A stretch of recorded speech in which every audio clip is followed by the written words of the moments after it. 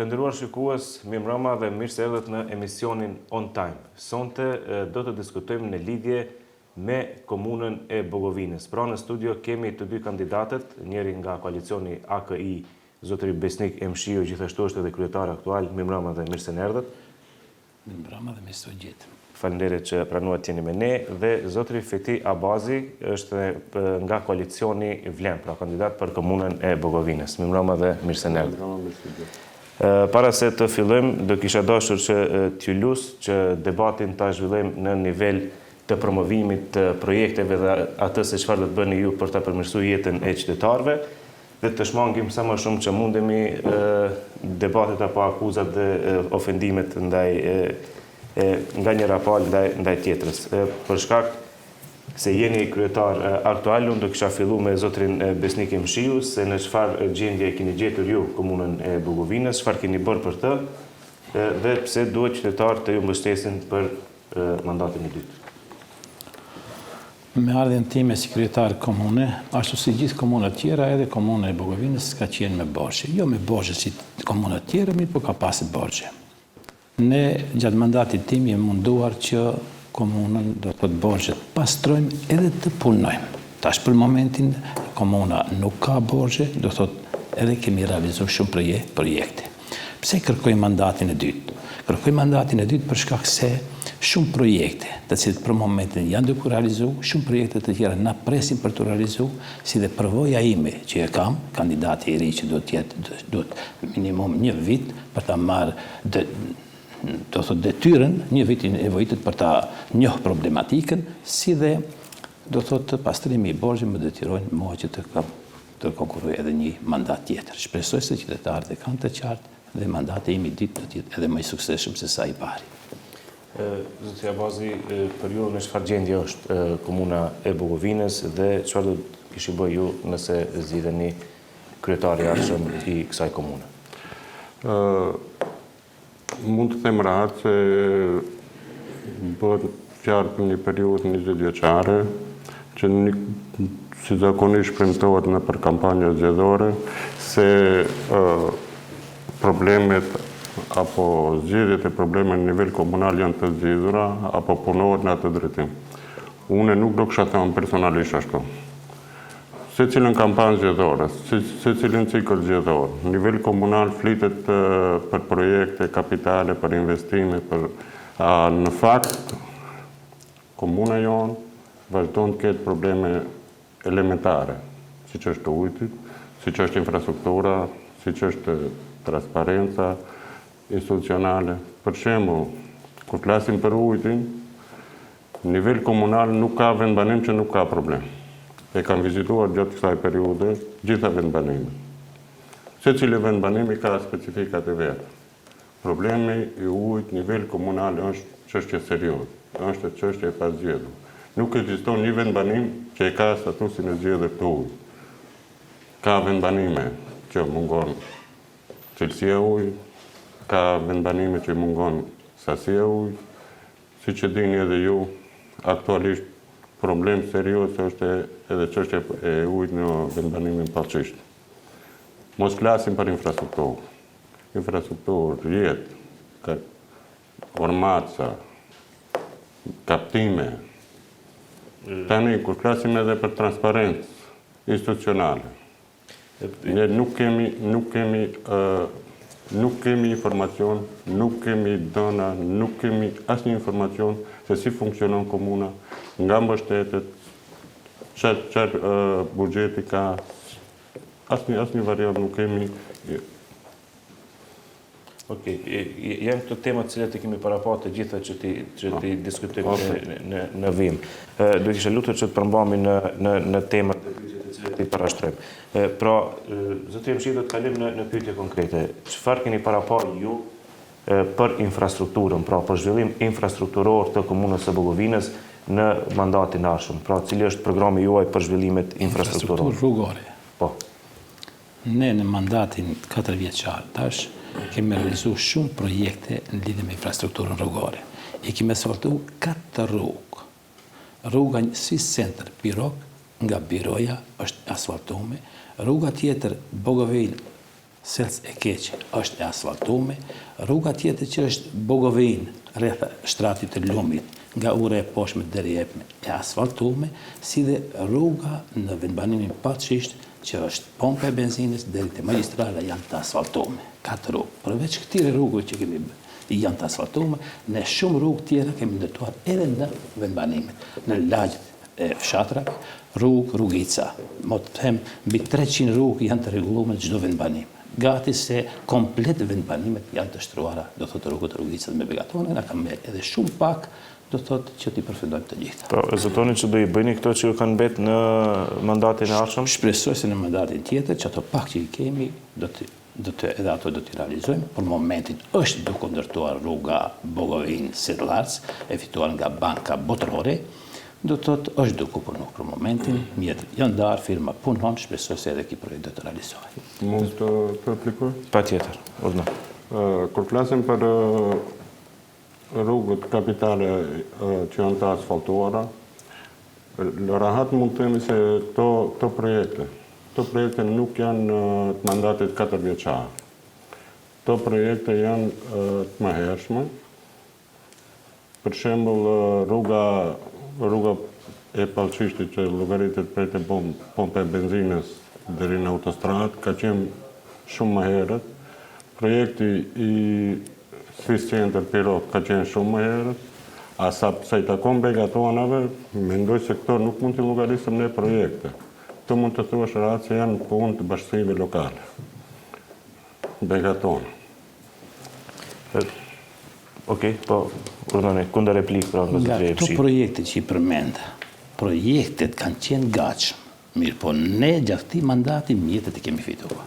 Shumë qartë është, në projektet gatshme, unë kam plot projektet gatshme, mirë, po mjetet na duhen për t'i realizuar. Do projektet kanë qenë, edhe të rrugës nuk e mohojmë atë, që kemi pas projektet, mirë, po ne i kemi fituar mjetet, do thotë duke konkuruar. Okej, ndërkalim atëherë tek pyetja për zotrin Abazi, pra se çfarë keni parapar ju për zhvillim infrastrukturor rrugor në komunën e Bogovinës? Patjetër duhet ta theksoj se për herë të parë qeveria gjatë mandatit një vjeçar ka ndarë mjete për komunat, diku vlerë 4,5 milionë euro për mbështetje financiare ndaj komunave, mundësisht për projekteve që ka.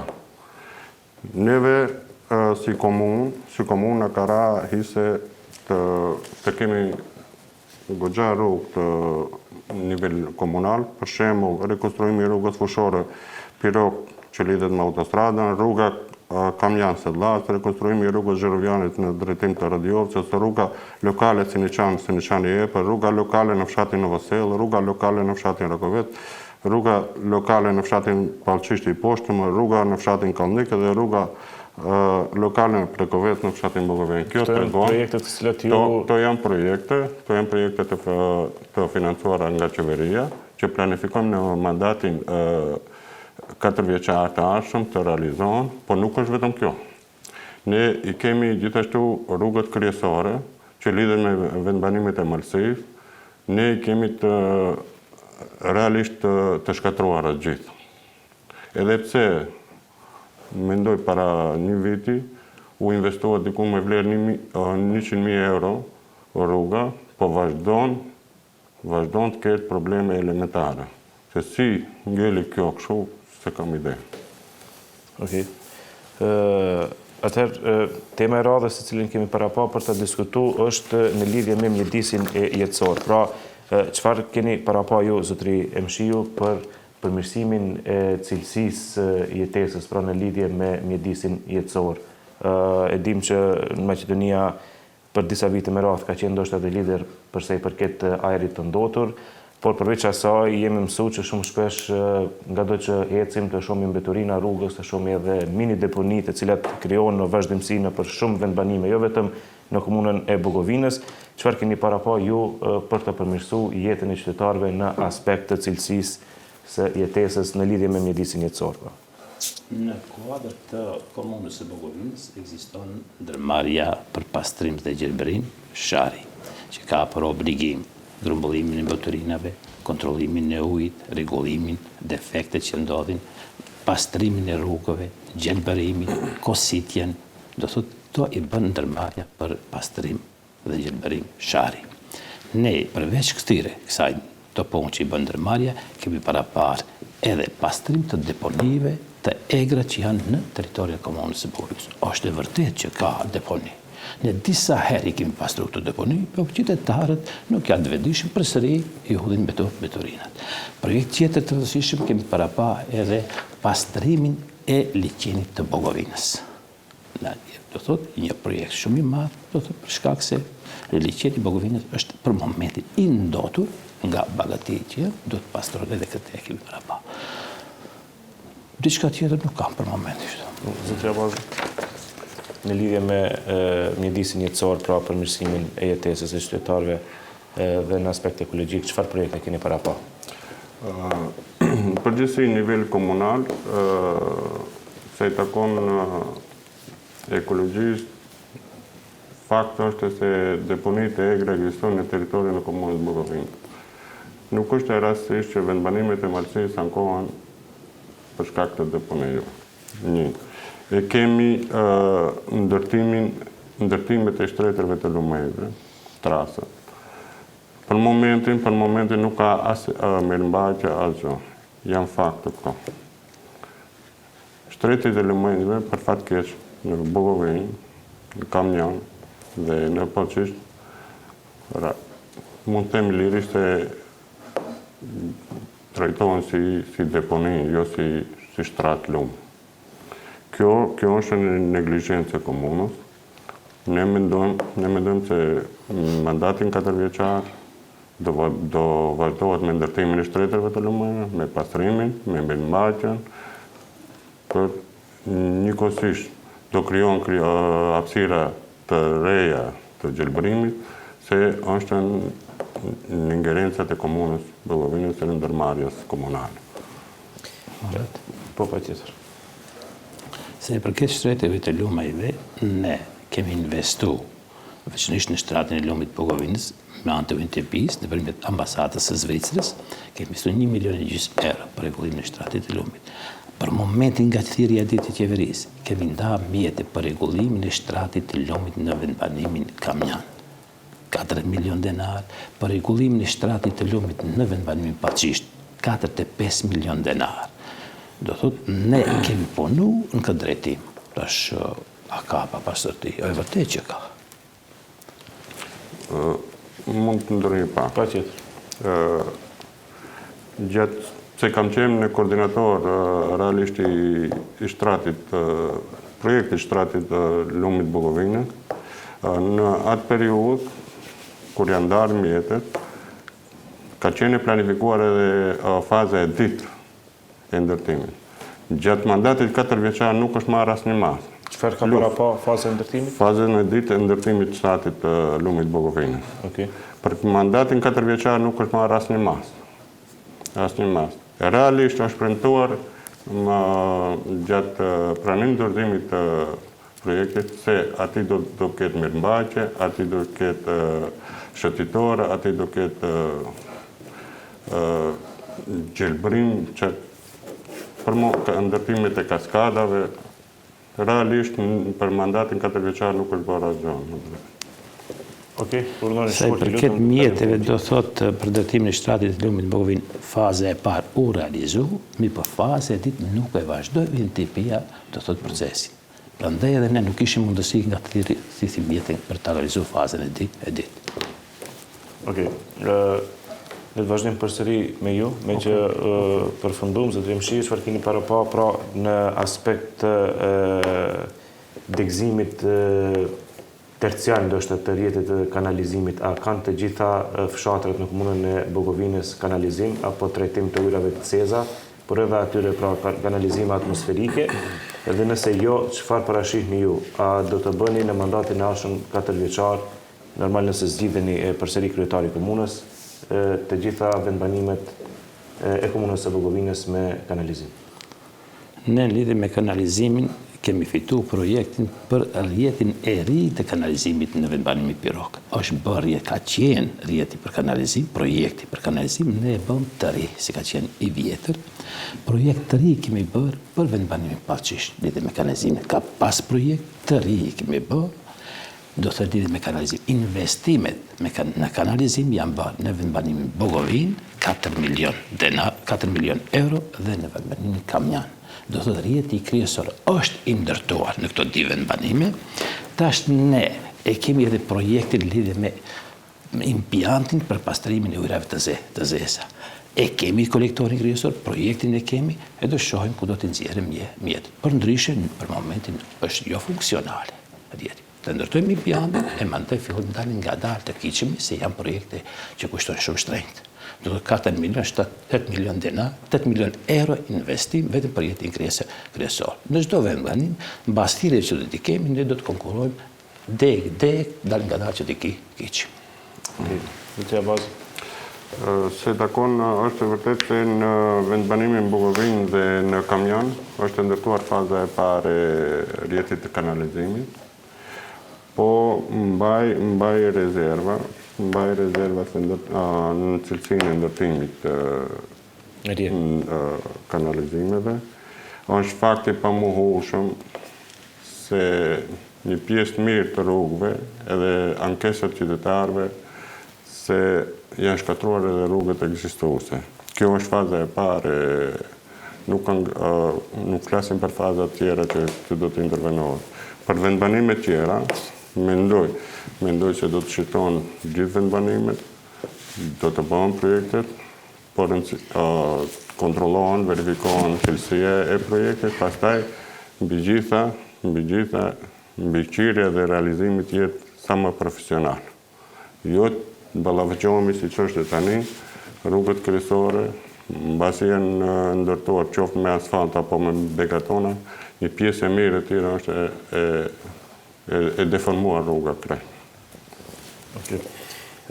Zotëri Mshiu, çfarë do të bëni ju për zhvillimin e artit dhe kulturës në komunë të Bugovinës? Pra ndoshta edhe shënimin e festave të ndryshme kombëtare, pse jo edhe fetare, por edhe shtetërore dhe shumë aktivitete tjera për të cilat do të ishin shumë të mirë se ardhura ndoshta për rinin në komunën tuaj dhe normalisht që më është të vërtetuar edhe me shkencë e artit dhe kultura e largon rinin ndoshta nga rrugët në të cilat nuk duhet të përfundojnë të rinjtë.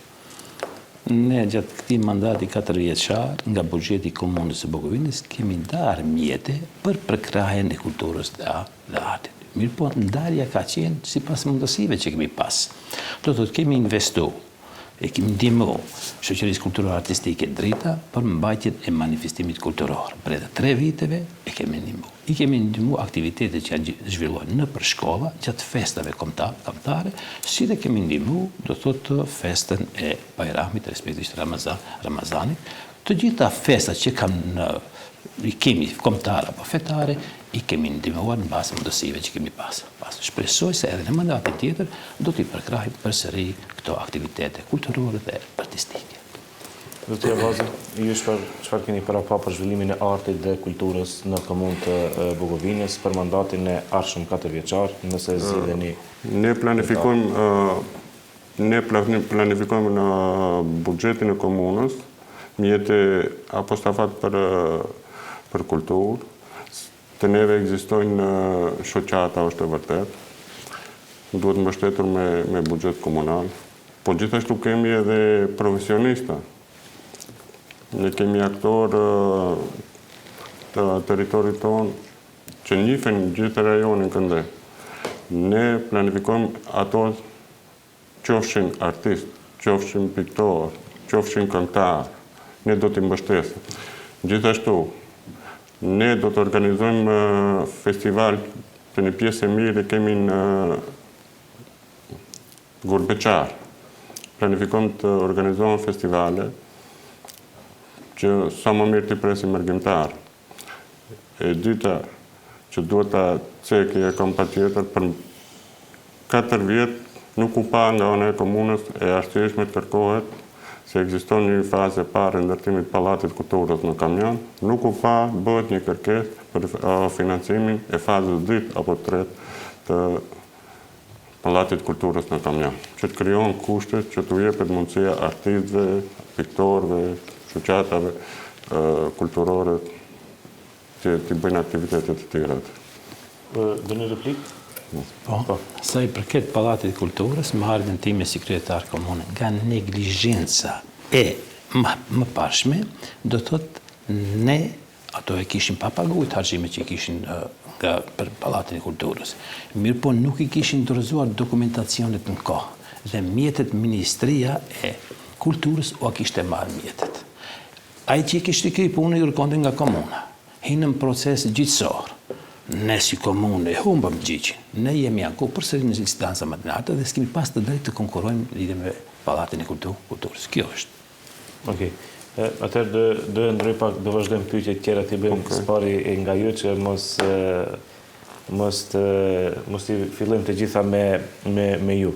Zotëria Abazi, çfarë keni para pa për zhvillimin e arsimit në komunën të Bukovinës? Pavarësisht se kemi Ministrinë e Arsimit që merret me shumë punë tjera, mirë por përsëri edhe komuna ka goxha shumë kompetenca në arsim. Pikë pari, depolitizimi i arsimit, zhvillimi infrastrukturor i arsimit, pra i shkollave, sallave të sportit e tjera. Çfarë parashihni ju dhe çfarë projekte keni pikërisht për arsim? Ne në programët tonë parashofëm me mjete të buxhetit komunës të intervenohet në efikasitet energjetik, varësisht prej objekteve ekzistuese, çfarë niveli janë, për shembull efikasitet në çati, fasadë, dritare, dyer. Ne planifikojmë gjithashtu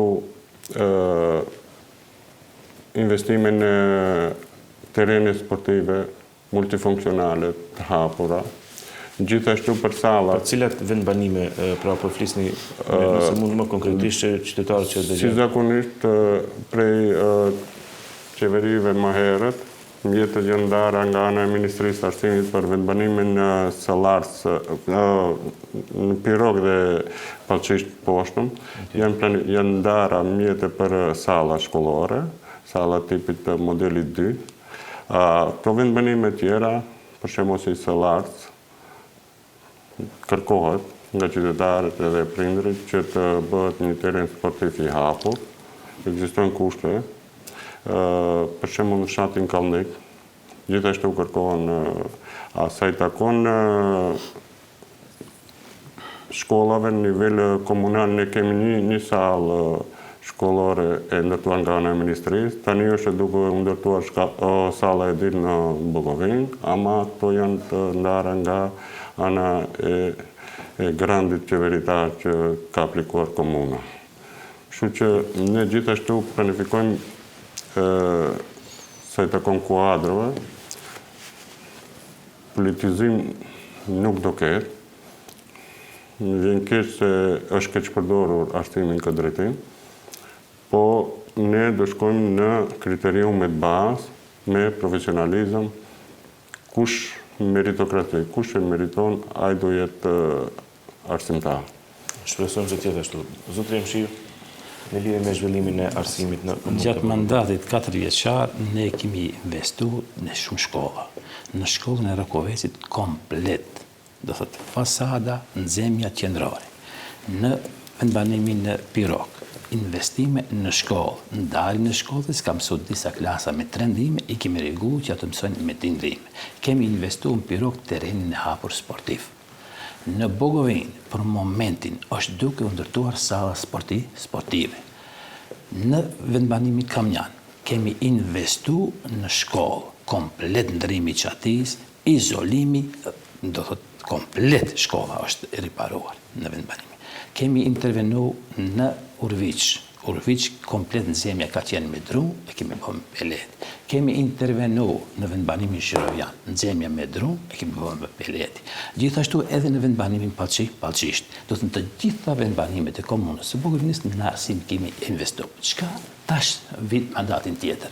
Në mandatin tjetër, do thotë janë të paraparë edhe 2 salla sportive. Në Bukovinë ndërtohet salla sportive tjetër që është në vendbanimin në Pirog dhe salla sportive në vendbanimin Pallçisht.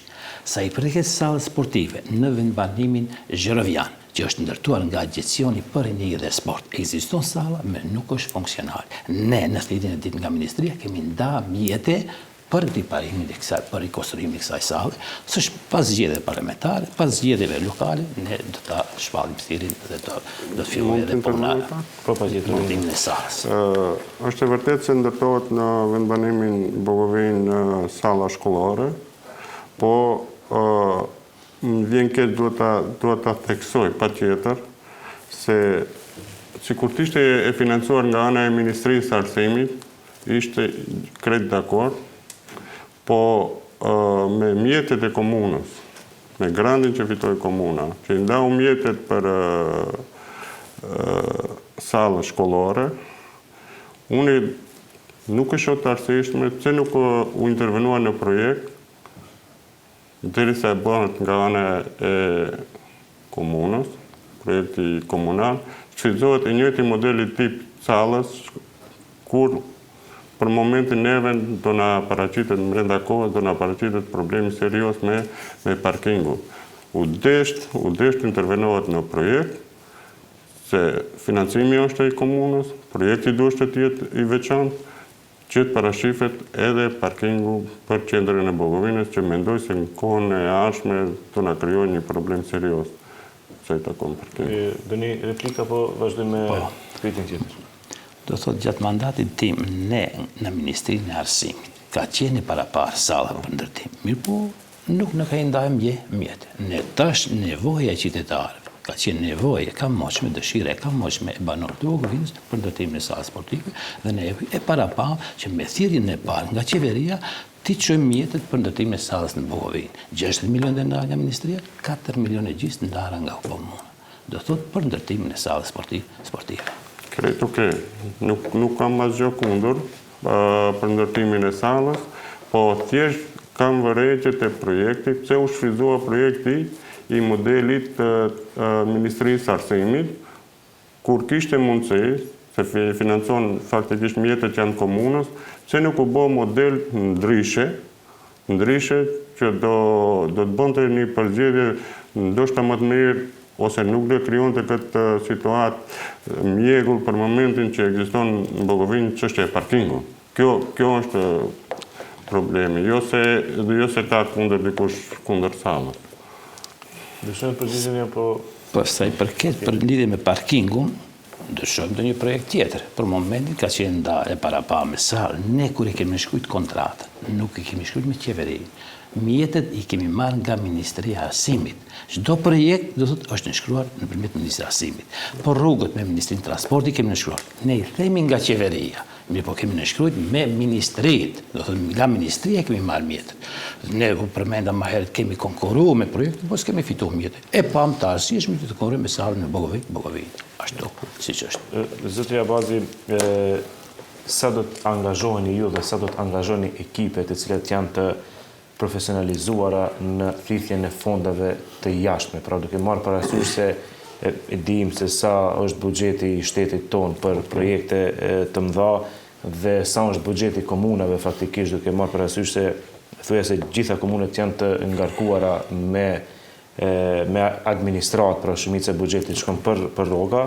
Çfarë do të bëni ju, pra do të angazhoni ekipe me të cilat ka komuna që janë shembuj në thithjen e fondeve nga jashtë dhe zhvillimin e tyre? Më duhet të theksoj patjetër se kur flasim për komunën e Bogovinës, deri para mandatit 4 vjeçar, komuna e Bogovinës ka qenë lider i thithjeve të mjeteve nga fondet e huaja. Për mandatin 4 vjeçar tani të kaluar, nuk kam parë ndonjë projekt apo një aplikim apo një realizim nga fondet e jashtme. Kjo është fakt. Tani, kur flasim për ekipën që planifikoj të marrë pjesë në përfilimin e dokumentacionit, mendoj se edhe brenda se kam qenë edhe pjesëmarrës i punësuar në komunë diku 19 vjet, e njoh shumë mirë administratën, u e njoh kapacitetet. Në komunë ekzistojnë kapacitete serioze, me përforcime nga jashtë. Se tani, gjatë kësaj periudhe, vjen mirë që ka një angazhim ose një interes të madh të rinjve, profesionistëve, që mendoj se në angazhimin e tyre, në këtë sferë, investimet e huaja nuk do mungojnë asnjë moment. Paka shumë, administrata mbrenda çfarë është. Mund të them edhe unë njoh se kam qenë disa herë edhe si bartës i projekteve, edhe me ofrimin apo interesin që kanë shpreh të rinj, mendoj se thithjet e mjeteve nga organizatat e jashtme do të jenë evidente në komunën tonë. Zotri Emshiu, ju pra gjatë mandatit tuaj sa keni bashkëpunu me organizatat e huaja, pra sa mjete nëse keni si statistik keni marrë dhe çfarë do të bëni në mandatin e ardhshëm? Ne në kuadër të komunës së Bogovinës e kemi sirën për zhvillim. Janë ditë të punësuar të cilët rregullisht i ndjekin thirrjet që hapen. Pa marrë parasysh çfarë janë. Përveç kësaj ekipe, kemi edhe ekip nga jashtë, të cilët na kanë ndihmuar për përpilimin e dokumentacionit gjatë konkurrimit të projekteve ndërshtetërore. Ne për momentin, njërin projekt ndërshtetëror Shqipëri, Maqedoni, për ndërtimin e qendrës për Zjarfikës, në anën tonë, e kemi të përbashkët me komunën e Vrapçishtit. Veç qendra funksionon. Është një projekt i cili fituar nga bashkëpunimi ndërkufitar Shqipëri-Maqedoni. Projekt tjetër të cilët e kemi fituar është projekti me komunën Mamushës, Kosovë, Maqedoni, lidhje me kanalizimit. Është pilot projekt i cili 30 shtëpi do thotë filter stacione të vogla do të për çdo shtëpi. Ky projekt është fituar, janë ndarë mjetë dikun 300.000 euro, e kemi dedikuar në vendbanimin Zherovian. Do thotë, ne sipas nevojës kemi angazhuar edhe ekspert tjerë, nëse s'kemi arritur të di ekipe, ti përpurim dokumentacionit, kemi marrë edhe njerëz të tjerë të cilët u kanë ndihmuar për përpilimin e dokumentacionit. Shpresoj në të ardhmen ku do ketë thirrje, këto ekipe do të konkurrojnë. Pa aftë, do të shohim edhe ekspert tjerë për të ndihmuar gjatë përpilimit të dokumentacionit. Okej. Nuk e theksova rastisht se 4 vjet nuk ka asnjë investim. Projekte tentativa mund të ketë, realisht, nuk e mohoj ato. Po, edhe Zjarfiksi, si bashkëpunim me komunën e Vrapçishtit, me marrëveshje ndërkufitare, me komunën e Elbasanit, për shembull, ajo është projekti i mandatit kaluar. Vetëm realizimi u bë gjatë këtij mandati. Unë e flas për periudhën 4 vjeçare. Nuk shoh ndonjë projekt që është realisht i realizuar nga mjetet huaja për 4 vjet. Kjo fakt. Mjetet janë të thithura nga Banka Botërore. Rruga që ndërtohet Bogovinë-Sellarc është nga Banka Botërore për Ministrisë së Transportit.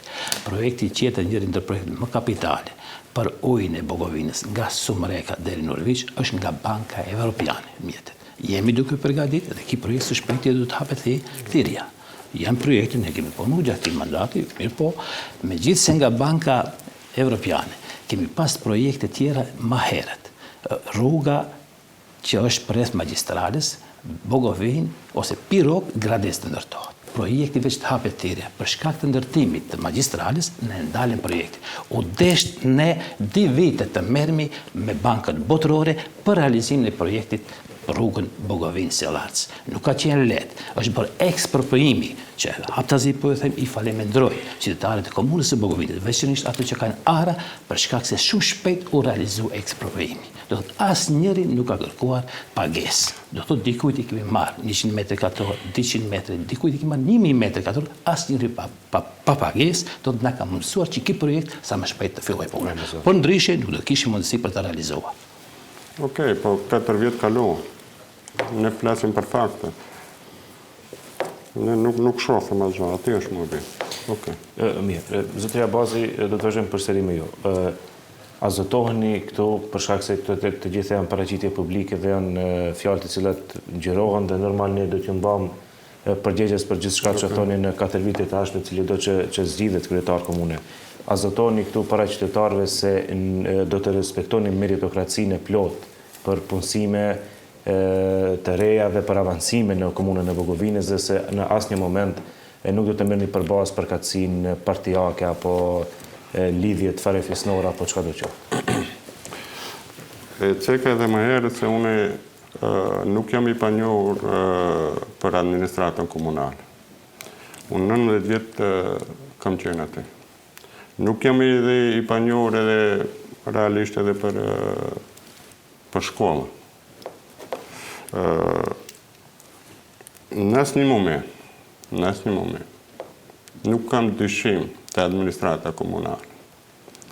Secili i ka meritet e vetë. Po, nga ana ime, letrin rahat, edhe arsimtarët, edhe administratorët, të e them publikisht. Nga ato do kërkohet vetëm punë, do të ketë llogaridhënie, edhe komoditet, respekt për secili. Zotëria Mshiu, se i përket anës tuaj pra zotoni dhe ju se në çdo moment do të respektohet pra meritokracia gjatë avancimit, punësimit dhe në asnjë moment nuk do të merren përballë pra përkatësia, ndoshta partijake, lidhje të ngushta apo çfarë do qoftë tjetër, të cilat jemi mësuar të shohim, nuk po flas për komunën e Bogovinës, por në përgjithësi në Maqedoni të Veriut, por edhe në Ballkan. Sa i përket administratës komunale, me ardhjen time si kryetar komune. Ne administratën kemi gjetur një shkallë më të ulët. Me ardhjen time 17 avancime kemi në komunë. 17 avancime, ngritja ka qenë nga bashkëpunëtori i ri, sa kemi mund t'i avancojmë. Do të 17 avancime.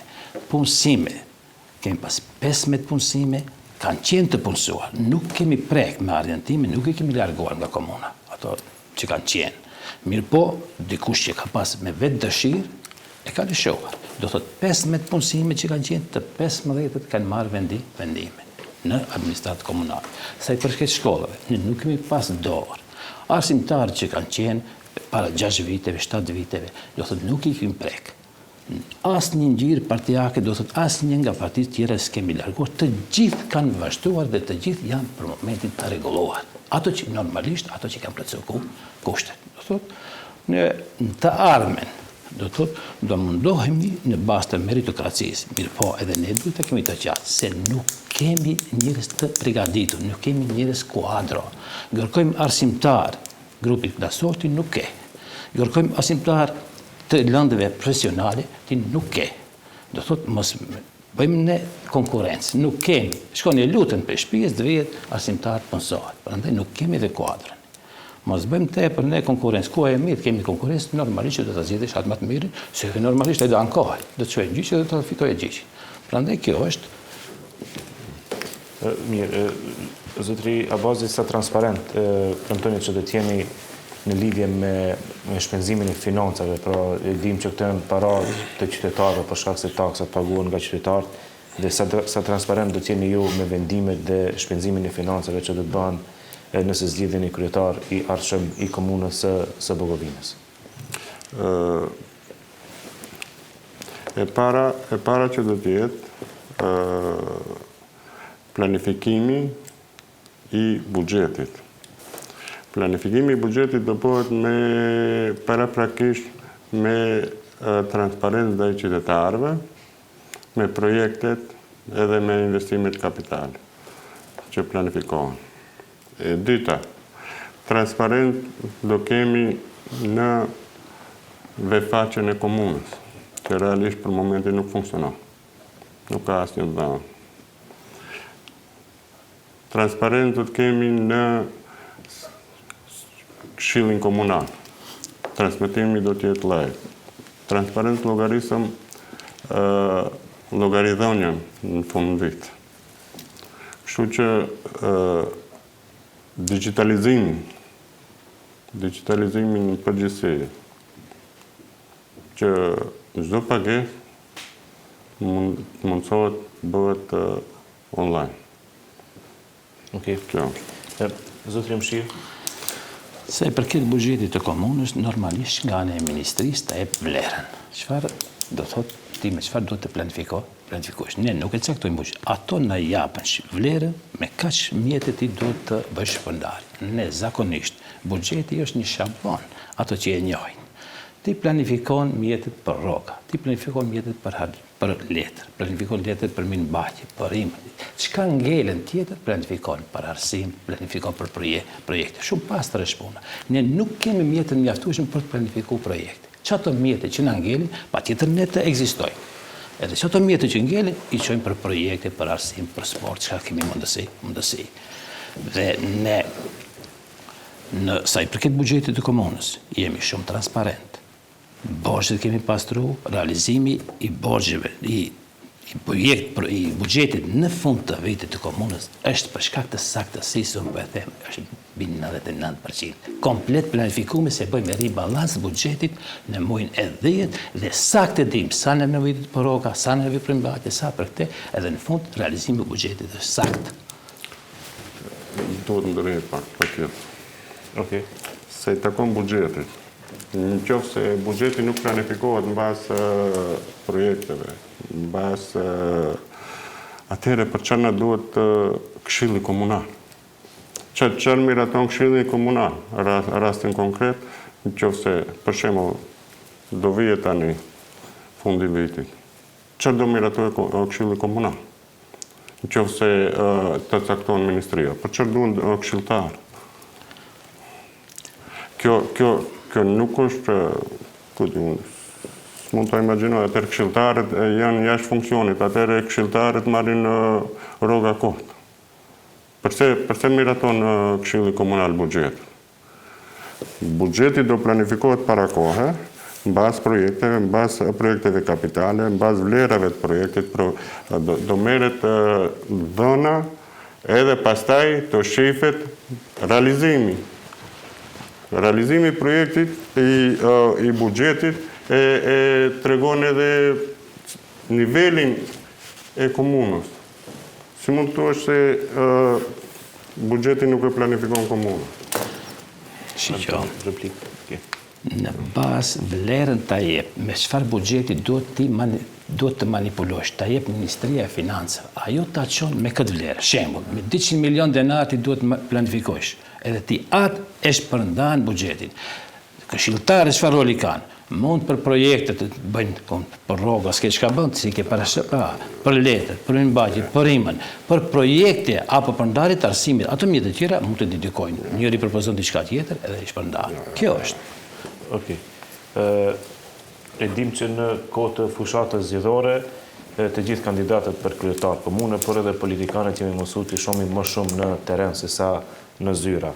Por e kundërta ndodh gjithmonë me njëherë pas marrjes së mandatit apo detyrës apo funksionit dhe pas përfundimit të zgjedhjeve. Sa do të takoni ju qytetarët, zotëria Abazi, pas përfundimit të zgjedhjeve nëse zgjidheni kryetari i komunës së Bukovinës? Sa do të jeni ju bashkë me qytetarët, sa do të shkoni në përlagjet për të vizituar, për të dëgjuar hallet e tyre siç e bëni tani para zgjedhjeve? Po, mund të. Qytetarët më njohin, ndoshta edhe për arsye të profesionit, për mua personalisht, puna e terrenit është zanat. Sa i takon transparencës edhe i hapur me qytetarët, edhe ato e di. Megjithatë nuk keni qenë kryetar deri tash. Okej. Po njihemi.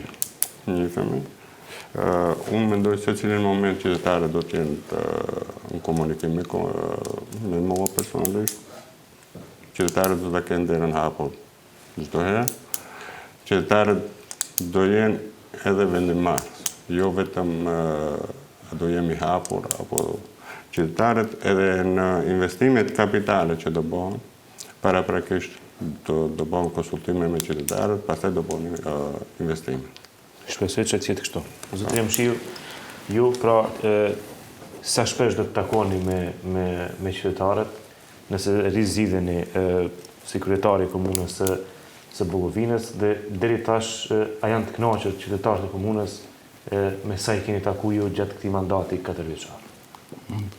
4 vite nuk kemi ndarë në çdo vendbanim të komunës së Bukovinës, i kemi investu. Atje ku investohet, unë çdo ditë ndodh edhe 2 herë, 3 herë të jem pranë qytetarëve.